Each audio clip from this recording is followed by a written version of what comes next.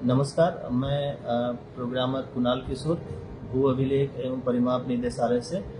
यहाँ हम लोग आपको जानकारी देने जा रहे हैं कि प्रपत्र 231 जिसको थोड़ा ऑनलाइन भी भरने को लेकर थोड़ा पब्लिक में कन्फ्यूजन था, तो हम लोग अभी छोटा सा एक वीडियो शेयर करेंगे और उसमें हम लोग छोटी छोटी जो बातें हैं जहाँ स्टेप्स में पब्लिक को लेकर कन्फ्यूजन था, आइए हम लोग पूरा वीडियो देखते हैं।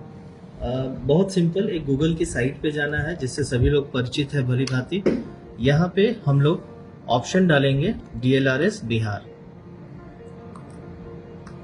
ये ऑप्शन डालकर गूगल पे आपको सर्च करना है। सबसे पहला जो ऑप्शन आएगा वो भू अभिलेख परिमाप निदेशालय का आधिकारिक जो वेबसाइट है वो खुलकर आएगा, आप देख सकते हैं।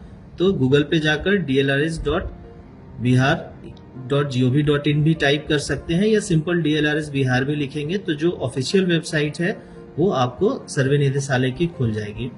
आप यहाँ पे ग्रीन कलर के ऑप्शंस में देख सकते हैं, 3 ऑप्शंस यहाँ पे विभाग की तरफ से प्रोवाइड किए गए हैं। पहला जो ऑप्शन है स्वघोषणा का प्रपत्र 2 के लिए, यहाँ पर क्लिक करें। मैं इसे खोलकर आपको दिखाता हूँ। ठीक है, ये वो फॉर्मेट है जिसको आप निकाल कर आप प्रिंट करवा लेंगे। यही है प्रपत्र 2, रैयत द्वारा स्वामित्व धारित भूमि की स्वघोषणा हेतु प्रपत्र। इसमें जो भी आपके रैयत हैं या हिस्सेदार हैं उसका खाता खेसरा और रकबा के और चौहद्दी और जमीन का अगर किस्म भी है तो सारी डिटेल्स आप यहाँ पे, इसको पहले आप डाउनलोड कर लेंगे, प्रिंट आउट निकाल लेंगे और इसको अच्छे से भर लेना है। इसके साथ ही दूसरा जो फॉर्मेट है हम लोगों का वो है वंशावली का फॉर्मेट है। प्रपत्र 3.1 यहाँ से आप डाउनलोड कर सकते हैं। इस वंशावली के भी फॉर्म को अगर आप डाउनलोड करके निकाल के अच्छी तरीके से भर लेंगे और दोनों फॉर्मेट को, जहां पे जैसा कि आपने देखा होगा कि विभाग की तरफ से बहुत सारी सूचनाएं दी गई हैं कि किस केस में वंशावली चाहिए और किस केस में वंशावली नहीं भरना है, तो आपको दोनों डॉक्यूमेंट्स को निकाल के प्रिंट आउट कर लेना है और प्रिंट आउट करने के बाद आप उसको कलम से अच्छी तरीके से भर लें और भर के जो भी सपोर्टेड डॉक्यूमेंट है, जैसे आपको डीड की कॉपी है या केवाला है या रसीद है, ठीक है, तो इन सारे डॉक्यूमेंट को जहां जो विभाग की तरफ से आपको सूचनाएं दी गई हैं उसके अनुसार सारे डॉक्यूमेंट का एक सिंगल PDF आपको बनाकर 3 MB से कम साइज का आपको एक सिंगल PDF तैयार कर लेना है। इतना करने के बाद कोई भी रैयत बाहर से आपको बहुत ही कम समय में बहुत साधारण तरीके से कोई भी रैयत कहीं से भी आपको ये प्रपत्र 231 ऑनलाइन भर सकता है। ठीक है, तो तीसरे ऑप्शंस पे आते हैं हम लोगों ने। तो पहला 2 फॉर्मेट हम लोगों ने देख लिया, 2 यहाँ से प्राप्त कर सकते हैं, प्रपत्र 3.1 यहाँ से प्राप्त कर सकते हैं। इसके बाद सबमिशन के प्रोसेस पे आते हैं कि हम लोग आखिर जो ये 3 MB का PDF हम लोगों ने भरा है इसे कैसे करेंगे सबमिट। तो जैसे मैं अभी अपना भर रहा हूं, तो नाम हमने लिखा, डिस्ट्रिक्ट, मोबाइल नंबर डाला हमने, आधार नंबर डाल दिया, ईमेल ID ऑप्शनल है, एक OTP आपको अपने मोबाइल पर प्राप्त होगी।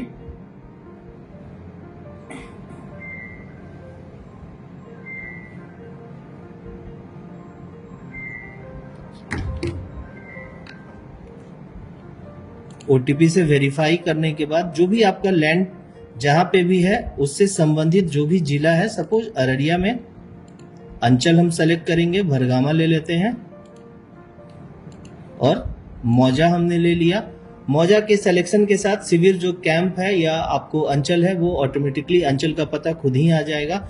अब एक जो आप सबसे ध्यान देने योग्य बातें हैं वो ऊपर हम लोगों ने मेंशन किया हुआ है, एक समय में केवल एक ही खाता खेसरा दर्ज किया जाए। बहुत सारे लोगों को हमने देखा है कि वो 1,2,3 खाता में और खेसरा में भी 3,4,5 और होल्डर नेम में अमित कुमार, सुमित कुमार, तो इस तरीके से नहीं भरना है। जैसे एक आदमी का अगर मल्टीपल प्लॉट है, खाता नंबर 2 है और खेसरा नंबर 3 है और अगर उस आदमी का नाम अमित है तो इतना किया हमने और ऐड मोर होल्डर करेंगे। ठीक है, आप देख सकते हैं कि ये रिकॉर्ड नीचे आ गया।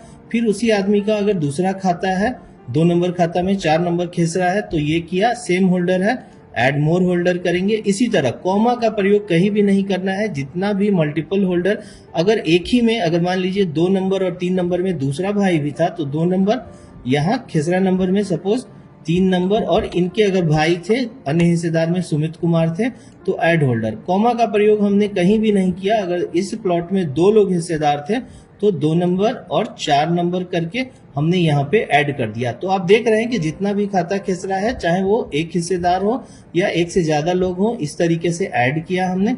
और सिंपल जो 3 MB की फाइल हमने बनाई थी उसको लेना है यहाँ से, और यहाँ से हम इसको सेव करके और यहाँ से अपलोड करेंगे।